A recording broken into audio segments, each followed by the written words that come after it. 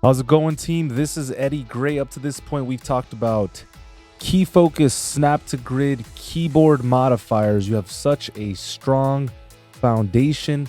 And in order to develop that a little bit further, we have to get into some new material. This next section has to do with navigation and transport. There are many facets to the program. Of course, there's only so much that we can cover, but our promise is to give you the strongest foundation in the game today. Now, in order to be able to really work this program, you're going to have to enable your advanced tools. This is inside of the preferences, advanced tools. Now, for some of us, we're going to want to enable every single option.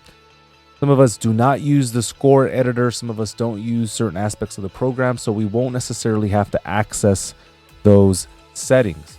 So in my case, for example, I don't use surround and I don't use the score editor. So these are two things that I am going to disable. If you're a beginner, I highly recommend that you enable the same settings. Okay, and for those of us that have updated to 10.7, Logic has really made some incredible changes. If you are on 10.7, Big Sur and above, then you want to go ahead and enter those preferences, Logic Pro preferences. And for all my key command people, that is Command comma.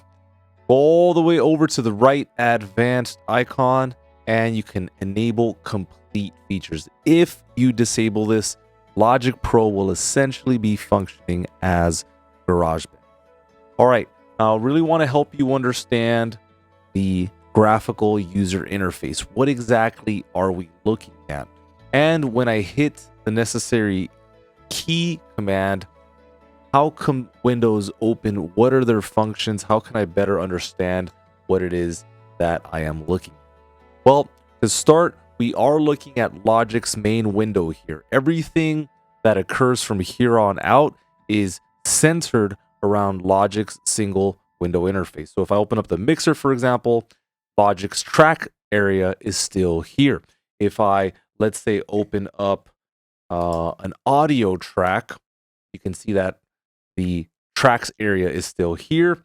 If maybe I open up the library, okay, that is still there.